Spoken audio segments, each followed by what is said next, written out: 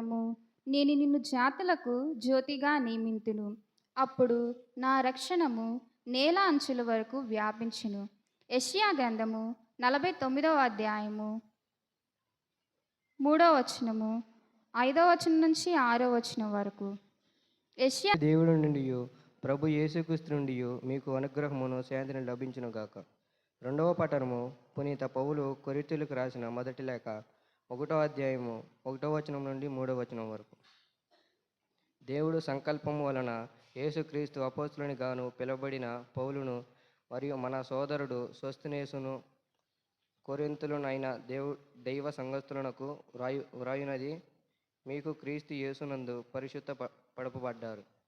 ప్రతి స్థలమునందును మన ప్రభువైన యేసుక్రీస్తు నామమును ప్రార్థించు వారితో సహా పరిశుద్ధులుగా ఉండుటకు పిలువబడ్డారు.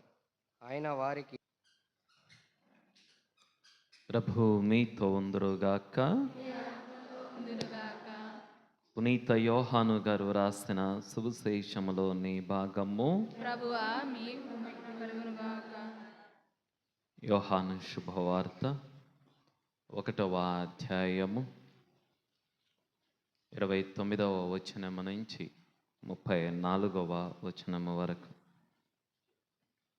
యోహాను శుభవార్త 1వ అధ్యాయము 29వ వచనము నుంచి 34వ వచనము వరకు.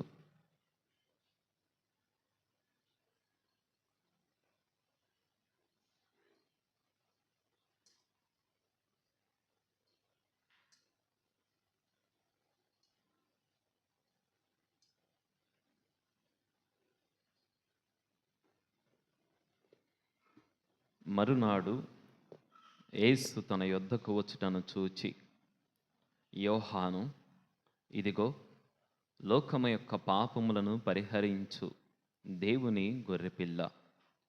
నా తరువాత ఒకడు రానున్నాడు, ఆయన నాకంటే శ్రేష్ఠుడు. ఏలైనా ఆయన నేను జన్మింపక పూర్వము నుండియే ఉన్నవాడు అని నేను పలికినది ఈయనను గూర్చియే. ఈయనను ఇజ్రాయేలుకు ఎరుక చేయుటకై నేను నీటితో బప్తిస్మము ఇచ్చుచున్నాను, కానీ నేను ఆయనను ఎరుగనైతిని అని పలికెను. మరియు యోహాను ఆత్మ పావురము వలె పరమండలము నుండి దిగివచ్చి ఆయనపై నిలిచియుండుటను చూచితిని. నేను ఆయనను ఎరుగనైతిని, కానీ నీటితో బప్తిస్మమును ఇచ్చుటకు నన్ను పంపిన ప్రభువు, నీవు ఎవరిపై ఆత్మ దిగివచ్చి ఉండుటను చూచెదవో ఆయనయే పవిత్రాత్మతో జ్ఞానస్నానము ఇచ్చువాడు అని నాతో చెప్పెను. ఇప్పుడు నేను ఆయనను చూచితిని, ఆయనయే దేవుని కుమారుడు అని నేను సాక్ష్యమిచ్చుచున్నాను అని సాక్ష్యమిచ్చెను. ఇది క్రీస్తు సువిశేషము. క్రీస్తువా మీకు స్తుతి కలుగునుగాక.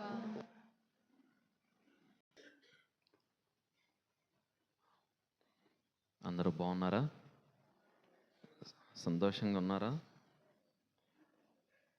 అందరూ సంతోషంగానే ఉన్నారా?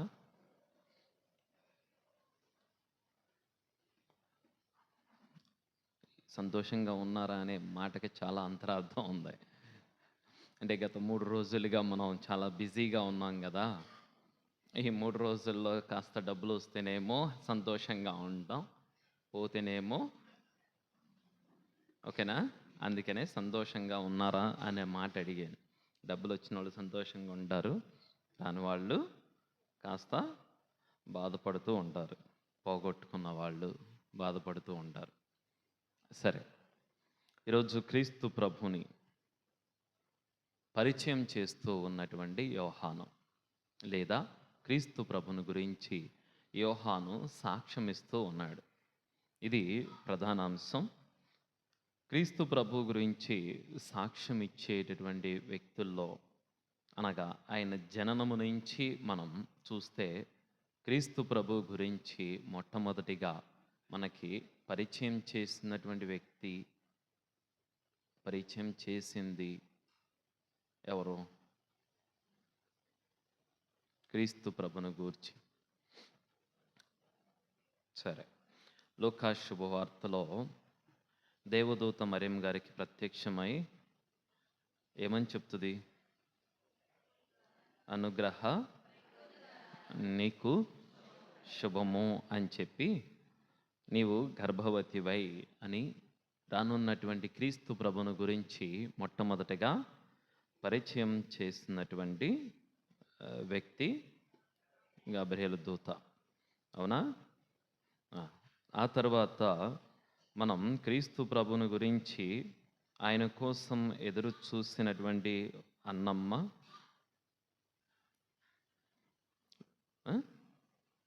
కాదు అన్నమ్మ, అన్న అనే ఒక ప్రవక్తని కదా, ఆమె క్రీస్తు ప్రభు గురించి ఆమె కూడా సాక్ష్యం చెబుతూ ఉంటుంది.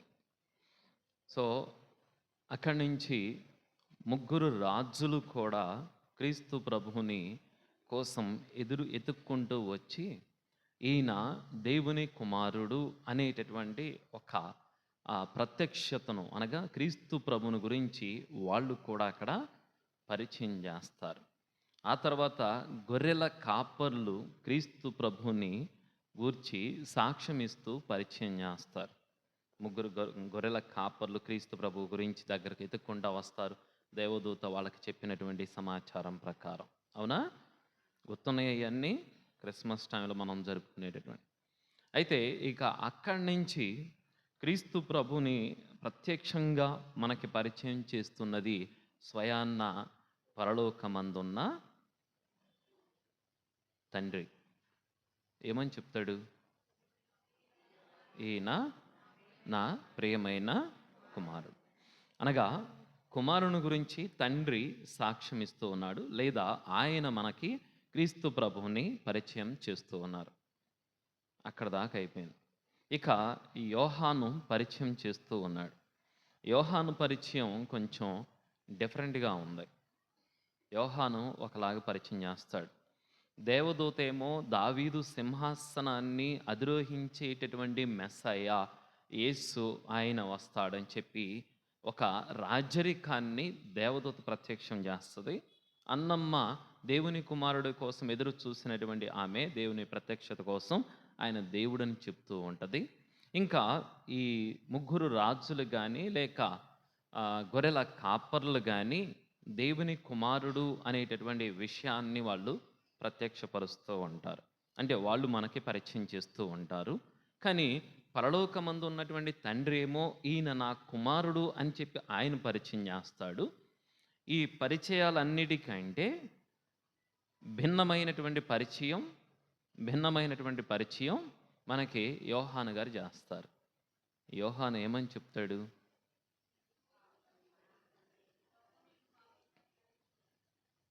ఇదిగో మళ్ళీ ఒకసారి ఆ వాక్యం తీసుకోండి. 29వ వచనంలో యేసు ప్రభు ఆయన వద్దకు వస్తూ ఉన్నటువంటి 29వ వచనము చూస్తూ, ఇదిగో లోకము యొక్క పాపములను పరిహరించు దేవుని గొర్రెపిల్ల. అర్థమైందా? మనకి ముందు క్రీస్తు ప్రభుని పరిచయం చేసినటువంటి వ్యక్తుల యొక్క మాటలన్నీ వేరు, ఇక్కడ యోహాను పరిచయం చేసే మాట వేరు. అర్థమైందా? ఏంటి గొర్రెలాగా చూస్తారేంటి?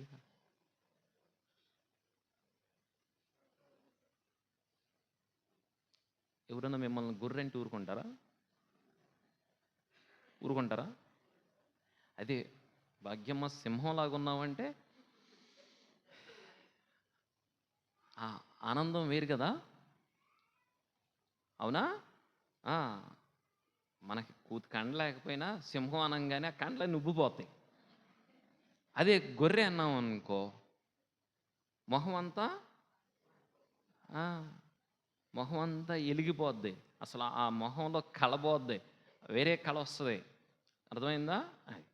మరి ముందున్నటువంటి వ్యక్తులందరేమో క్రీస్తు ప్రభు గురించి చాలా గొప్పగా పరిచయం చేశారు. ఈయన వచ్చేసరికి ఏమో క్రీస్తు ప్రభుని ఇదిగో దేవుని గొర్రెపిల్ల అని సంబోధిస్తూ ఉన్నాడు. అవునా? దీనితో పాటే మనం అనుకుంటాం మంచోళ్ళే మన గురించి మంచిగా చెప్తారు అనుకుంటాం. కానీ సాతాను కూడా అప్పుడప్పుడు మన గురించి మంచిగానే మనమంటే ఇష్టం లేనోడు కూడా మన గురించి అప్పుడప్పుడు మంచిగానే చెబుతూ ఉంటారు.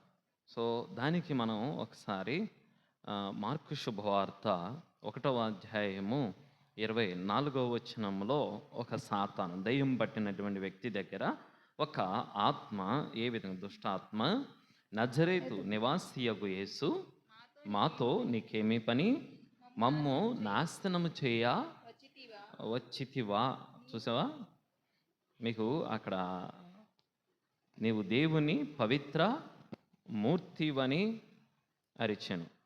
నువ్వు ఎవరవో నేను ఎరుగుదును, నీవు దేవుని పవిత్ర మూర్తివి అని చెప్పి పరిచయం చేసిన వాళ్ళందరూ ఒక రకంగా పరిచయం చేశారు. ఓకేనా? సాతాను కూడా ఇంకొక రకంగా పరిచయం చేస్తుంది. దేవుని కుమారుడవు, పవిత్ర మూర్తివి అని చెప్పి అక్కడ సాతాను పరిచయం చేస్తూ ఉంది. మీరు పరిచయం చేసేటప్పుడు మీతో బాగా ఉండేవాళ్ళే మిమ్మల్ని మంచిగా పరిచయం చేస్తారు అనుకోమాకండి. మిమ్మల్ని ద్వేషించే వాళ్ళు కూడా, మిమ్మల్ని ఇష్టపడినటువంటి వాళ్ళు కూడా కొన్ని సందర్భాల్లో మీ గురించి మంచిగానే పరిచయం చేస్తారు. ఇక్కడ యోహాను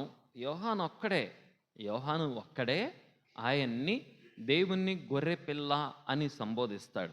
మిగిలిన వాళ్ళందరూ కూడా దేవుడు, రాజు, సింహాసనము లేదా ఆ దావీదు సింహాసనాన్ని అధిరోహిస్తాడని చెప్పి, దేవుని కుమారుడని, ఈయన నా ప్రియమైన కుమారుడని, లేదా దైవ కుమారుడు ఆయన కోసం ఎదురు చూస్తానని, ఇవన్నీ సందర్భాల్లో మనం వింటాం. దూతలు కానీ, గొర్రెల కాపర్లు కానీ, రాజులు కానీ, అటుపక్క తండ్రి దేవుడు కానీ, ఆఖరికి సాతాను కూడా నీవు దేవుని పవిత్ర మూర్తివి, కుమారుడవి అని మేము ఎరుగుదము అని చెప్పి అక్కడ ఉన్నటువంటి ఆ జనం అందరికీ కూడా వినపడేటట్టుగానే చెప్పింది. చెవులోకి వచ్చేమి యేసు ప్రభుకి చెప్పలా. కానీ ఇక్కడ యోహాను అక్కడ మాత్రమే దేవుని గొర్రెపిల్ల అని సంబోధిస్తున్నాడు. ఈయన లోక పాపములను మోసుకొని వెళ్ళే దేవుని గొర్రెపిల్ల అని చెప్తూ ఉన్నాడు. ఎందుకు అలా పరిచయం చేశాడు? ఇందులో పెద్ద రహస్యం ఏమి లేదు. పాత నిబంధనలో మనుషుల యొక్క పాపాల నుంచి వాళ్ళు విముక్తి పొందడం కోసం ఈ మేకలను, గొర్రెలను బలి అర్పించేవాళ్ళు, జంతువులను బలిగా అర్పించేవాళ్ళు. అర్థమైందా? ఈ పాపాలేమో వీళ్ళే, అవి మోసుకెళ్ళేదేమో జంతువులు. చంపడం ఈజీ కదా, అందుకనే వాటిని సెలెక్ట్ చేసుకునేవాళ్ళు అన్నమాట. అందుట్లో ఎందుకు సింహాన్ని సెలెక్ట్ చేసుకోవాలా? ఎందుకు సింహాన్ని సెలెక్ట్ చేసుకోవాలా? ఎందుకు పులిని సెలెక్ట్ చేసుకోవాలా?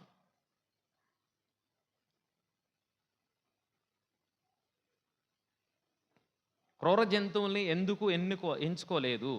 వీళ్ళ పాపాలని కడిగి వేసుకోవడం కోసం ఎందుకు క్రూర జంతువుల్ని బలిగా అర్పించలేదు? ఎవడు పెంచుకుంటాడు ముందు అసలు క్రూర జంతువుల్ని? అవునా? మరి ఇవన్నీ తెలిసినయేగా, మళ్ళీ కొత్తగా ఆలోచిస్తారు ఎందుకు? క్రూర జంతువుల్ని ఎవడు పెంచుకోడు. ఈ గొర్రెలను అంటే వాళ్ళకి కొండలు ఉండేవి కాబట్టి, ఆ కొండల్లో మేపుకునేవాళ్ళు కాబట్టి, వాటిల్లో ఉన్నటువంటి మేలైనటువంటి కొన్ని జంతువుల్ని దేవునికి అర్పించేవాళ్ళు. ఆ అర్పణ వాళ్ళకు ఉన్నటువంటి దేవుడిచ్చినటువంటి ఆ సంపదలకి కృతజ్ఞతగా అర్పించేవాళ్ళు. రెండవది వాళ్ళ పాపముల కడిగి వేసుకోవడానికి వాటిని బలిగా అర్పించేవాళ్ళు. అంతే. దానికోసమే ఎక్కువగా, అంటే గొర్రెలు ఎక్కువగా ఉండేవి, వాళ్ళు పెంచుకునేవాళ్ళు. వాటిల్లో ఒక జంతువుని దేవునికి కృతజ్ఞతగా అర్పించేవాళ్ళు, ఇంకొక జంతువుని వాళ్ళ పాపములు కడిగి వేసుకోవడానికి, చేసినటువంటి తప్పిదాలకి పశ్చాత్తాప హృదయంతో పాప క్షమాపణ కోసం, ప్రక్షాళన కోసం ఒక జంతువుని బలిగా ఇచ్చేవాళ్ళు. అంతే. దానికి ఏం ప్రత్యేకంగా మళ్ళీ ఒక థియాలజికల్గా ఎతకాల్సిన అవసరం లేదు. అంతే. దానికి వెనక ఎందుకు గొర్రెపిల్ల అని చెప్పి యోహాను చెప్తూ ఉన్నాడు అని అంటే, సాధు జంతువు అదేవిధంగా ఆ జంతువు మనిషికి ఏ హాని చేయదు. ఓకేనా? అంతేకాకుండా యూదులకు, ఇజ్రాయేలులకు ఉన్నటువంటి ఒక ఆచారం ఏదైతే ఉందో, వాళ్ళు బలిగా అర్పిస్తున్నటువంటి ఈ మేకల, గొర్రెల రక్తము, ఎద్దుల యొక్క రక్తము మనుషుల యొక్క పాపాలని శాశ్వతంగా కడిగివేయలేదు. అది బైబిల్లో వాక్యాలు ఉన్నాయి, అవన్నీ ఎతికితే మీకు చాలా టైం పడద్దు. అందుకనే ఆ వాక్యాలు మీకు శాశ్వతంగా కడిగివేయదు.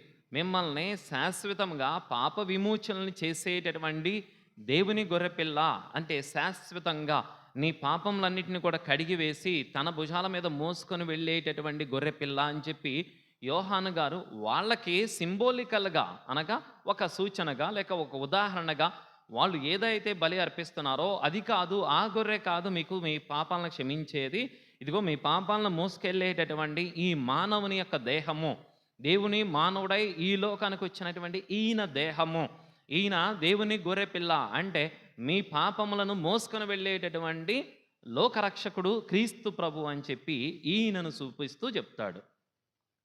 అందుకనే ఆయన దేవుని గొర్రెపిల్ల అని సంబోధిస్తాడు. మిమ్మల్ని పిలిచి ఎవరన్నా గొర్రె అంటే ఊరుకుంటారా? మేము గొర్రె అంటారా మీరు? అనేవాళ్ళు ఉన్నారా? లేదు. ఈ మధ్య సినిమాల్లో చూస్తూ ఉంటాం, సింహం ఒక్క అడుగు వెనక్కేస్తే సింహం తలదించుకొని వెళ్ళిందని సినిమాల్లో డైలాగ్ కదా, ఈ సినిమాల్లో కనపడతాయి కదా. సింహం అది షేవ్ చేసుకుంటుంది, నేను చేసుకున్నాను అంతే కదా, అది చేసుకుంటుంది చేసుకోదు, నేను చేసుకుంటాను. ఇవన్నీ సినిమాల్లో డైలాగులు కదా. మనుషులు యాక్చువల్గా అంటే సినిమాల్లో అది ఒక ఎంటర్టైన్మెంట్ కోసం సృష్టిస్తారులే, కానీ అదే యాంగిల్లో మనం కూడా కొన్ని డైలాగులు ఉపయోగిస్తూ ఉంటాం. చెయ్యి, నేనేంటో చూపిస్తా, కానీ అప్పుడు చూస్తావు నన్ను అంటే ఏంటి? ఈ మాటలకు అర్థం ఏంటి? ఈ మాటలకు అర్థం ఏంటి? నాలో ఉన్న ఒక ఉగ్ర స్వరూపాన్ని అప్పుడు చూస్తావు అంటే ఏంటది? ఇండైరెక్ట్గా సింహం అని చెప్పుకోవడమే కదా, అవునా? ఎవరైనా సరే నేను గొప్ప, నేను సింహం, లేదా నాకు అంత ఉంది ఎంత ఉందని చూపించడానికి ప్రయత్నం చేస్తాం. కానీ దీనివల్ల ఉపయోగం ఏంటి? ఈ రెండు జంతువులతో ఒకసారి పోల్చుకుంటే సింహం అడవికి సూపర్, మీరు సింహం అడవికి రాజు. అసలు అడవికి రాజు ఏంటి? ఏదో కథ చెప్పారు కాబట్టి మనం కథలో వెళ్ళిపోతున్నాం, కానీ సింహం అడవికి రాజు ఎట్ట అవుద్ది? అది దానికి ఏమైనా సైన్యం ఉందా? లేదుగా. అది ఎందుకు రాజు అయిందంటే అమాయక జంతువుల్ని లేదా సాధు జంతువుల్ని వేటాడి చంపుకొని వాటిని తినేస్తుంది కాబట్టి. అంటే మీ అర్థం, రాజు అన్నవాడు సాధు జంతువుల్ని అనగా సాధారణ ప్రజల్ని చంపుకు తినేస్తాడనే అర్థం మీరు చెప్పేది? సింహం అడవికి రాజు అన్నారు అని, రాజు అన్నవాడు సాధారణ ప్రజల్ని దోసుకు తినేస్తాడు, అవునా కదా? మీరు అన్నది అదే, మళ్ళీ మీరు కథ మార్చుకోకూడదు, మీరు చెప్పిన కథ అదే. సింహం అడవికి రాజు అంటే ఆ అడవిలో ఉన్న సింహం అది గడ్డి తినదు. సింహం గడ్డి తినదు, అది మాంసాన్నే వేటాడి తింటది. అది ఒకరోజు మాంసం తిందంటే వారం రోజుల దాకా తినదు. మళ్ళీ ఆకలేస్తేనే వేట మొదలెడద్దు, అది ఆకలేకపోతే వేట మొదలెడదు. అంటే సింహం అడవికి రాజు అని అంటే ఆ సింహం సాధారణమైనటువంటి జంతువుల్ని, సాధు జంతువుల్ని వేటాడి చంపుకు తినేస్తుంది. అంటే తన కడుపు నింపుకోవడం కోసం మిగిలిన ప్రాణాలని చంపుకు తింటది. అంటే అది అడవికి రాజు అయితే మీరు చెప్పే కథలో రాజు అన్నవాడు కూడా, ఎవడైతే పరిపాలిస్తున్నాడో వాడు కూడా సాధారణ ప్రజల్ని కొట్టుకొని తినేస్తున్నాడు అనే అర్థం. ఇప్పుడు మాట్లాడండి, సమాధానం చెప్పండి.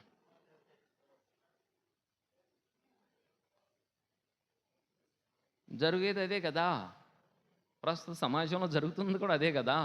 సాధారణ ప్రజలకి ఇచ్చేది ఏమి ఉండదు. బ్యాంకులో ఒక రుణస్థుడు అప్పు తీసుకొని వాడి ఇల్లు కట్టలేకపోయాడంటే వాడి ఇల్లు సీజు చేసేస్తారు. ఇంకొకటి పక్కనేమో వేల కోట్ల రుణాలు మాఫీ చేస్తాం. మరి ఇప్పుడు దీని అర్థం ఏంటి? ఒక పక్కన ఒక సాధారణ ప్రజలు ఒక ఇల్లు కట్టుకోవడానికి లోన్ తీసుకున్నాడు అని అంటే వాడి కాలర్ పట్టుకొని రోడ్డు మేకలాగాడిని కోర్టుకు లాగి నానా విధాలుగా వాడిని ఇబ్బంది పెట్టి అది కట్టాడా లేదా ఆ ఇల్లు కూడా లాక్కొని మరలా వాడిని సొంత ఇల్లు లేనటువంటి వ్యక్తిగా మారుస్తే ఆ వ్యక్తి మరలా ఎక్కడెక్కడో తిరిగి మళ్ళీ ఒక తర్వాత కొన్ని సంవత్సరాల తర్వాత మళ్ళా ప్రభుత్వాల దగ్గరికి వెళ్ళి నాకు ఇల్లు లేదు బాబు అంటే మళ్ళీ ఒక ఇల్లు ఇవ్వడం. ఇక్కడ ఇంకొకడేమో వేల కోట్ల అప్పులు చేసి బ్యాంకులు మాఫీ చేసేసి బ్యాంకులకు కూడా ఎగ్గొట్టేసినటువంటి కొంతమంది వ్యక్తులకి రుణమాఫీ అని చెప్పేసి కొన్ని వేల కోట్లు రుణాలు మాఫీ అవుతుంది. ఇప్పుడు అడవికి రాజు సింహం అయితే మానవ సమాజానికి రాజు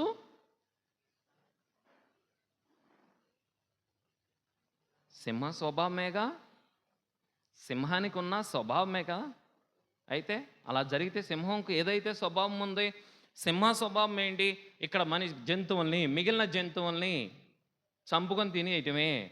యాక్చువల్గా సింహం అన్నిటిని చంపుకొని తినేస్తుందని మనం అనుకుంటాం. ఒకవేళ సింహమే కానీ ఒక నల్ల త్రాసునో లేదా విషపూరితమైనటువంటి త్రాసుపాము ఎదురుగా నిలబడి అనుకో,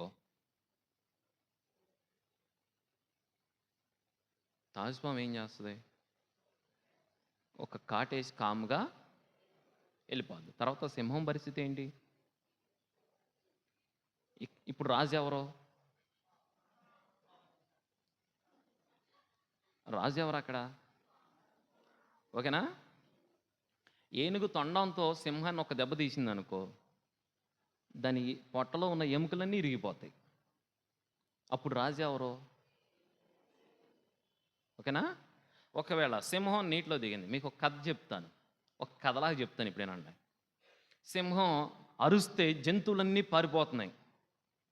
సింహం అరుస్తే గర్జిస్తే మిగిలిన జంతువులన్నీ పారిపోతున్నాయి. ఈ పారిపోతుంటే ఇది నేను సింహం రాజును కదా అనుకుంటా నడుస్తూ ఉంది. అట్లాగే ఆ రోజు కొంచెం వర్షం పడింది, ఆ నీళ్లు కింద జారుకుంటూ వెళ్తున్నాయి. ఒక చెరువులోకి ఇది కూడా జారుకుంటా ఆ చెరువులో దిగింది. దిగిన తర్వాత నీళ్ళల్లో దాన్ని ముసలు పట్టుకుంది, కాలు ఎదరికి రాలేకపోతుంది, వెనకేమో అది లాగుతూ ఉంది, ఇదేమో గర్జిస్తూ ఉంది. ఏదన్నా ఒక జంతువు వచ్చి దానికి సహాయం చేస్తుందా? ఎందుకు చేయదు?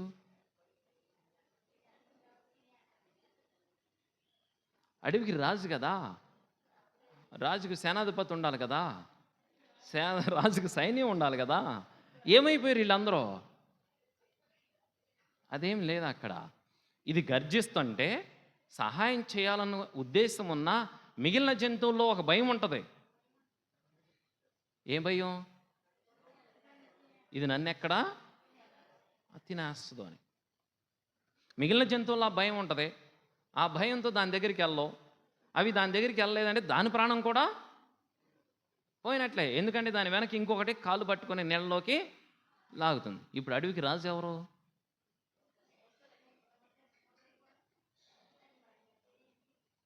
ఇప్పుడు చెప్పండి, అడవికి రాజు ఎవరు? పామా, ముసలా, ఏనుగా, సింహమా? ఓకేనా? దీన్ని బట్టి స్థాన బలం. ఓకేనా? ఎవరికి ఉండే స్థాన బలం వాళ్ళకు ఉంటుంది. దేవుడు అందరికీ శక్తినిచ్చాడు. ఒక్కొక్క జంతువుకి ఒక్కొక్క రకమైన శక్తినిచ్చాడు. ఆ శక్తిని సద్వినియోగపరుచుకున్నవాడు తన జీవితంలో ఎప్పుడు రాజులాగానే బ్రతుకుతాడు. ఓకేనా? ఇక్కడ మనకి టాపిక్ అది కాదు. సింహం, గొర్రెపిల్ల. ఇప్పుడు ఒకవేళ సింహం రాజే అనుకో, దీని ఆకలి తీర్చుకోవడానికి రోజుకు ఒక జంతువుని చంపుకుంటా వెళ్తుంది. అడవిలో రోజుకు ఒక జంతువుని చంపుకుంటూ వెళ్తుంది. చివరికి జంతువులు ఏం మిగులుతాయి? అది మాంసం తప్ప గడ్డి తినదు. అవునా? ఓకే. ఇప్పుడు గొర్రెపిల్ల ఏముంది? అది జంతువులకు హాని చేయదు, జంతువుల్ని నాశనం చేయదు. అది కేవలం ఆకులు అలములు మాత్రమే తిని బ్రతికిద్ది. ఇప్పుడు ఈ రెండిట్లో దేని వల్ల ఉపయోగం సమాజానికి? అడవికి ఈ రెండిట్లో దేని వల్ల ఉపయోగం ఉంటుంది? గొర్రెపిల్ల వల్ల సింహం వల్ల. అడవి బలంగా పెరగాలి అని అంటే జంతువులన్నీ ఉండాలి, అన్ని జంతువులు ఉండాలి. నువ్వు ఆ జంతువుల్ని తినేస్తే అడవిని నాశనం చేసిన వ్యక్తి అవుతావు. అర్థమైందా? కానీ గొర్రెపిల్ల అలా కాదు.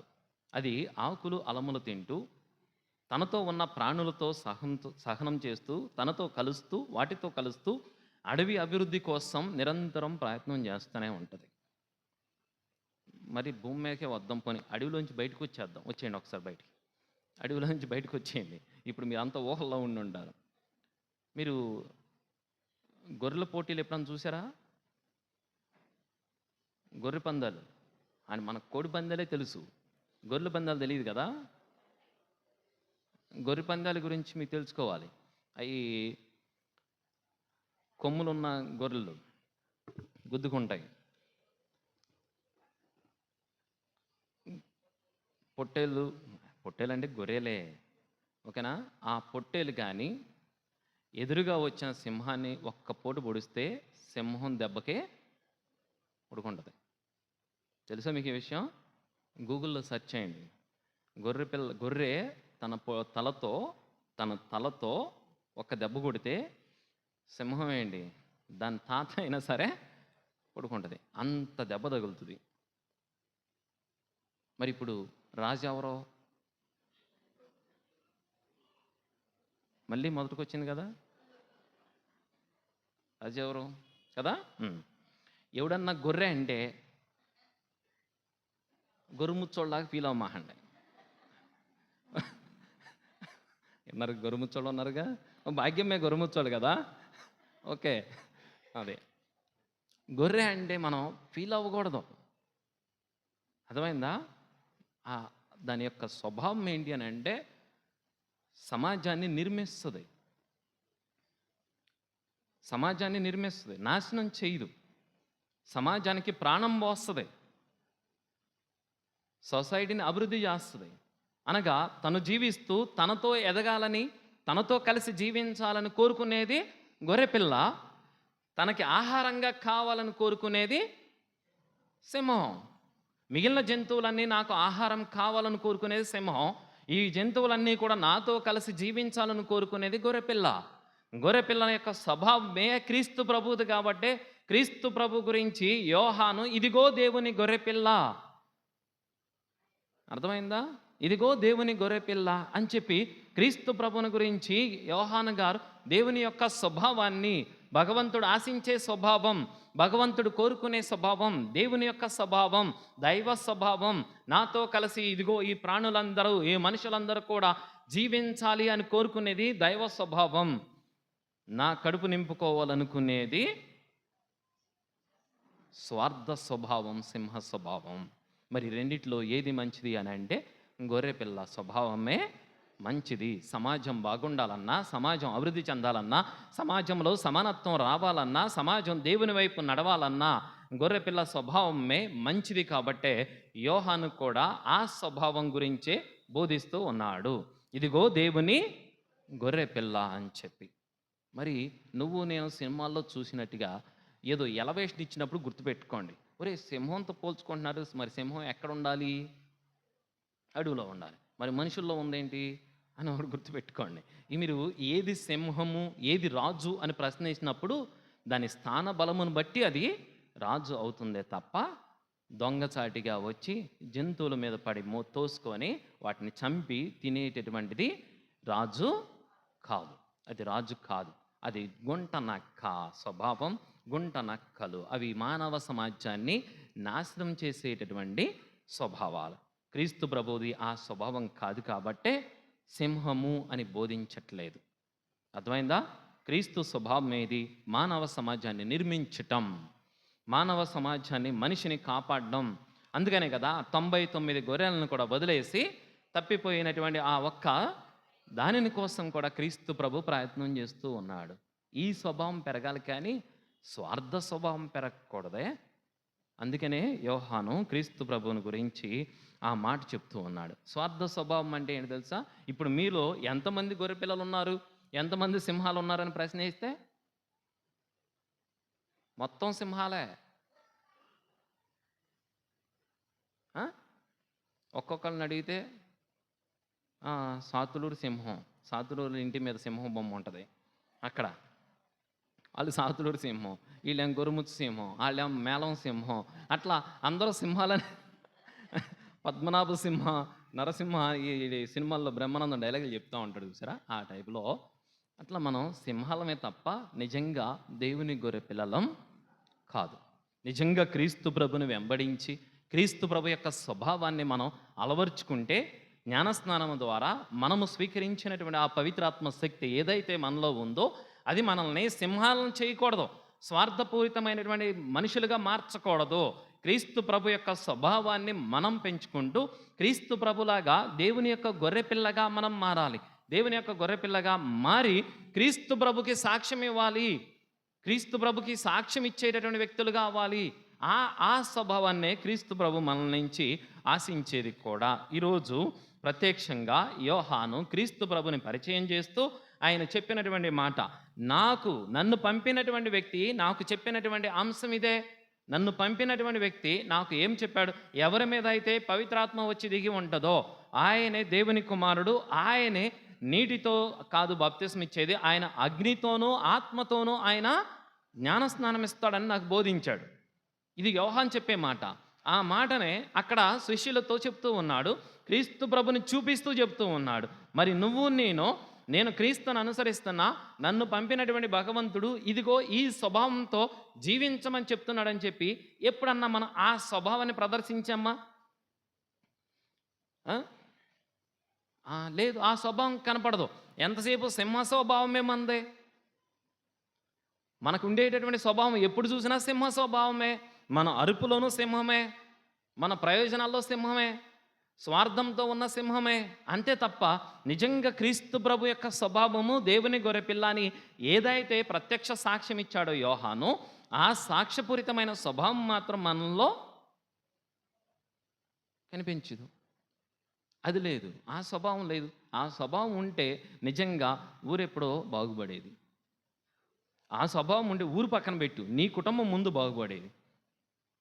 ఆ స్వభావం ఉంటే స్వార్థపుతోనో ఈర్ష్యతోనో ద్వేషముతోనో ఆ సింహ స్వభావంతో ఉన్నావు అని అంటే అది నీ జీవితాన్నే కాదు నాశనం చేసేది, సమాజం మొత్తాన్ని కూడా నాశనం చేస్తుంది. ఒక సింహము లేదా ఒక సింహపు గుంపు ఉన్నటువంటి ప్రాణులన్నింటినీ కూడా చంపుకుంటా తినుకుంటా వెళ్ళిపోతూ ఉంటే అడవిలో ఉన్న జంతువులన్నీ అయిపోతే ఈ సింహాలు ఏం చేస్తాయి? అప్పుడు ఏం చేస్తాయి? గడ్డి తింటాయా? నాటిని చంపుకొని తింటాయి. ఇంకంత మించి చేయగలిగేది ఏముంది? అడవిలో జంతువులన్నీ మాయమైపోయినాయి, అడవిలో జంతువులన్నింటినీ కూడా తినేసినాయి కాబట్టి మిగిలింది ఇంకా ఆ సింహాలే. కాబట్టి ఆ సింహాలే వాటిని చంపుకొని తింటాయి. కానీ ఇప్పుడు ప్రపంచంలో జరిగేది ఏంటంటే ఆ సింహాల యొక్క స్వార్థ ప్రయోజనాలతో దేశాల మధ్య యుద్ధాలు కూడా. అర్థమైందా? దేశాల మధ్య యుద్ధం అంటే నీకు నాకు గొడవ ఏంటి అమెరికా వాడితో, నీకు నాకు గొడవ ఏంటి ఇజ్రాయెల్ వాడితో, నీకు నాకు గొడవ ఏంటి పాకిస్తాన్ వాడితో. ఇదంతా రాజకీయాలు కాదు, వ్యాపారాల గొడవలు. వ్యాపారాల కోసం ఒక దేశంలో ఉన్న ఖనిజ సంపదను ఇంకో దేశం దోసుకుపోవడానికి అంతే. అంటే ఈ సింహాల గొడవల్లో అమాయక ప్రజలు చాలామంది బలైపోతూ ఉన్నారు.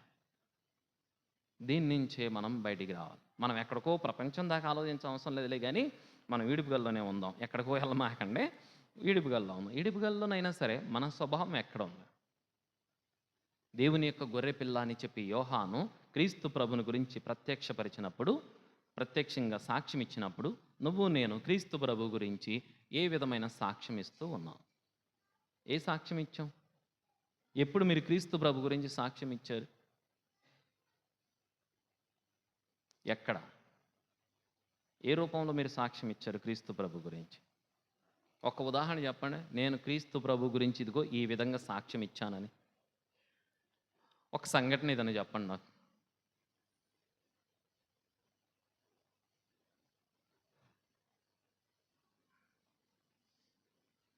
నేను చెప్పనా మీకు సంఘటనలో? గుళ్ళో కూర్చొని మేము ప్రతిరోజు పూజలో పాలు పంచుకున్నాం. సమయానికి బైబిల్ పట్టుకొని గుళ్ళోకి వచ్చాం. ఏ ఇంట్లో ప్రార్థన అయినా సరే మేము ప్రార్థన చేస్తాం. మేము ఎక్కడ గొడవ పడం, ఎవరితోనూ విభేదించం. మమ్మల్ని ఎవరన్నా తిట్టినా సరే మేము తల ఉంచుకొని వెళ్ళిపోతాం. శాంతమూర్తులు. నవ్వుతారేంటి? ఓ, కదా. గట్టిగా అరవం, మేము కేకలు వేయం.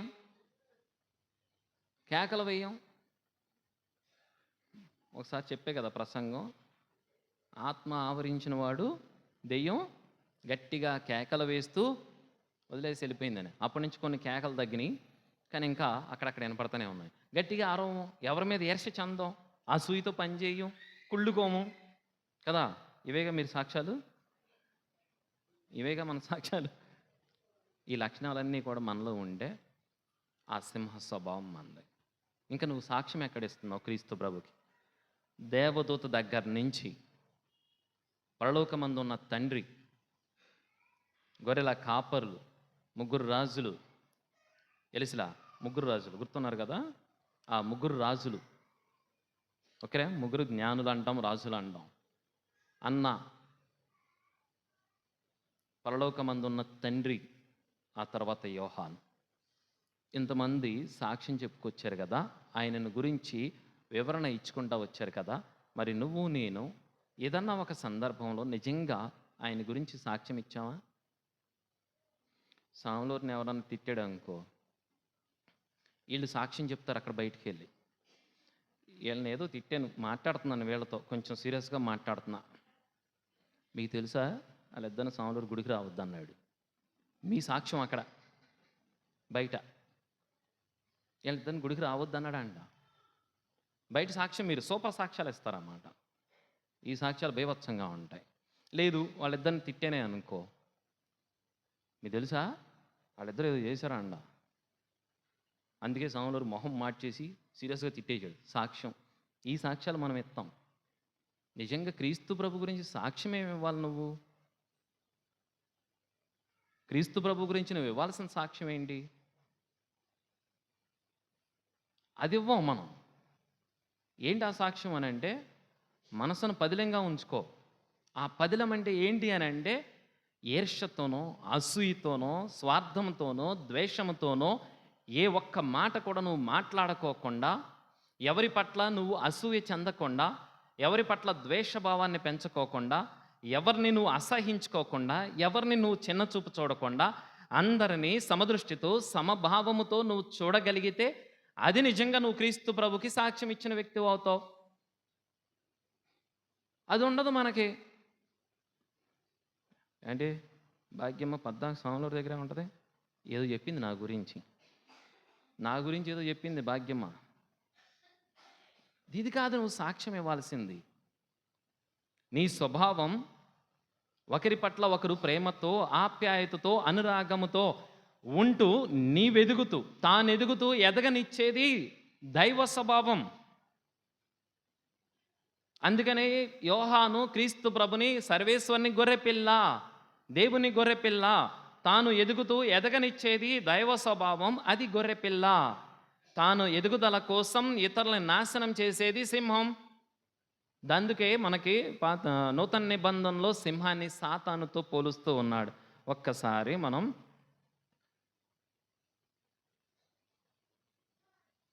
దర్శన గ్రంథం 5వ అధ్యాయం ఒకసారి తీసుకోండి. దర్శన గ్రంథం 5వ అధ్యాయము 5వ వచనం ఒకసారి చదవండి, బైబిల్లో ఉన్నది. అప్పుడు ఆ పెద్దలలో ఒకడు నాతో ఇట్లు పలికెను, విలపింపుకుము, చూడుము, యోధా జాతి సింహము, దావీదు సంతతిలో శ్రేష్ఠుడు, గెలుపొందినవాడు, అతడే 7 ముద్రలను పగలగొట్టి గ్రంథమును తెరవగలడు.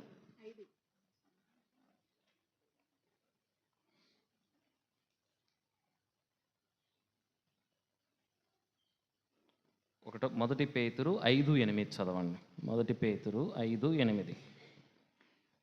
మెలకువతో జాగరూకులై ఉండు, మీ శత్రువుకు సైతాను గర్జించు సింహము వలె తిరుగుచు ఎవరినేని కబలింపచూచుచున్నాడు. మెలకువతో జాగరూకులై ఉండు, మీ శత్రువగు సైతాను గర్జించు సింహం వలె తిరుగుచు ఎవడు దొరుకుతాడా అని. వరకు అర్థమైందా? ఇప్పుడు మీరు సింహం అని చెప్పుకోమాహండి. సింహం అని చెప్పుకుంటే నువ్వు సాతానుతో పోలుస్తూ ఉన్నాడు అక్కడ. ఓకేనా? సింహము నాశనం చేస్తుంది. తాను ఎదుగుతూ ఎదగనిచ్చేది గొర్రెపిల్ల అయితే, తాను ఎదుగుదల కోసం ఇతరులని నాశనం చేసేది సింహం. అందుకనే యోహాను క్రీస్తు ప్రభుని దేవుని గొర్రెపిల్లగా పోలుస్తూ ఉన్నాడు. నేను ఎదగాలి, నాతో సమాజం ఎదగాలి, నేను బ్రతకాలి, నాతో సమాజం బ్రతకాలి, నేను మంచిగా ఉండాలి, నాతో సమాజం మంచిగా ఉండాలి, సమాజం ఎప్పుడు కూడా మెరుగుగా ఉండాలి, సమాజ అభివృద్ధి కోసం పనిచేయాలి. సమాజం అని అంటే ఇక్కడ మొత్తం సృష్టి అనగా అన్ని ప్రాణులతో కలిపి మనిషి కూడా. ఈ స్వభావం ఉన్నది దైవ స్వభావం. నా ఆకలి తీరాలి, నా కడుపుకు ఆకలి మాత్రం నేను తీర్చుకోవాలి అని స్వభావం ఉన్నది సింహం. అది నాశనం చేస్తూ ఉంది. ఒక ప్రాణిని చంపి తినేస్తూ ఉంటుంది. అది ప్రాణులను చంపి నాశనం చేసుకుంటా పోతూ ఉంటుంది. అనగా సమాజాన్ని పరిపూర్తిగా నాశనం చేసేటటువంటి బాణిలో అది ఉంది. అందుకనే క్రీస్తు ప్రభుని గురించి యోహాను సర్వేశ్వరుని గొర్రెపిల్ల అని దేవుని గొర్రెపిల్లతో పోల్చి చెప్తూ ఉన్నాడు. మరి ఇప్పుడు మనం ఒకసారి పరిశీలించుకుంటే గురిగింజ టైప్ అన్నమాట. ఓకేనా? దేవుని గొర్రెపిల్ల అని ఆయన చెప్పింది మంచితనాన్ని, మానవత్వాన్ని, వినయాన్ని, విధేయతని, సమాజ ఎదుగుదలని అన్ని కోణాల్లో క్రీస్తు ప్రభు సమం చేసుకుంటూ వచ్చాడు. అన్ని కోణాల్లో ఆయన కుంటి, గుడ్డి, మూగ, చెవిటి వారి దగ్గరికి వెళ్ళాడు. వాళ్ళ దగ్గరికి వెళ్ళాడు. నాయకుల దగ్గరికి వెళ్ళాడు. సాధారణ ప్రజలతోనూ ఉన్నాడు. ఆత్మలతోనూ ఉన్నాడు. దేవునితోనూ సంబోధించాడు. ఇటు ఆత్మలతోనూ సంబోధించాడు. కుష్ఠవ్యాధులు, రోగస్తులతో సంబోధించాడు. మరణించిన వారితోనూ సంబోధించాడు. మరణించిన వారితో కూడా మాట్లాడుతూ వచ్చాడు. ఈ యాంగిల్లో ఆయన చేసుకొచ్చింది ఏంటంటే అందరినీ సమదృష్టితో చూడటం, అందరినీ సమదృష్టితో ఏకం చేయడం కోసం ఆయన చేసిన ప్రయత్నం. దాన్ని మనం ఎలా చేస్తాం? మన స్వార్థం కోసం మనం పనిచేస్తూ ఉంటాం. మన స్వార్థం కోసం మనం పనిచేస్తూ ఉంటాం. స్వార్థం కోసం నువ్వు ఏ పని చేసినా దేవుని యొక్క ఆశీర్వాదాన్ని పొందవు, దేవుని యొక్క అనుగ్రహాన్ని పొందవు. నువ్వు ఎప్పుడైతే క్రీస్తు స్వభావాన్ని కలిగి ఉంటావో ఆ స్వభావమే నిన్ను దేవుని యొక్క అనుగ్రహానికి పాత్రుని చేస్తూ ఉంటుంది. అందుకనే యోహాను, నేను ఆయనని ఎరుగను, కానీ నీటితో బప్తిస్మం ఇచ్చుటకు నన్ను పంపిన ప్రభువు, నీవు ఎవరిపై ఆత్మ దిగి వచ్చుట చూచెదవో ఆయనే పవిత్రాత్మతో జ్ఞానస్నానము ఇచ్చువాడు అని నాతో చెప్పాను. నేను ఆయనను, అర్థమైందా? నేను ఆయనను చూశాను కాబట్టే ఇదిగో దేవుని గొర్రెపిల్ల అని సంబోధిస్తున్నాడు. నువ్వు నేను ఇంకా క్రీస్తు ప్రభుని మనం చూడలేదు. మనం చూసినట్టు నటిస్తున్నాం అంతే. మనం చూసినట్టు నటిస్తున్నాం, కానీ క్రీస్తు ప్రభుని మనం చూస్తే మనలో దుర్మార్గపు ఆలోచనలు ఉండవు, దుష్ట స్వభావం ఉండదు, స్వార్థ స్వభావం ఉండదు, ఈర్ష్య స్వభావం ఉండదు. ఇవన్నీ మన నుంచి దూరం అయినాయి అంటే ఆ రోజు మనం క్రీస్తు ప్రభుని చూసినట్టు లెక్క. నేను పూజ చేసినంత మాత్రాన యేసు ప్రభుని చూసినట్టు కాదు.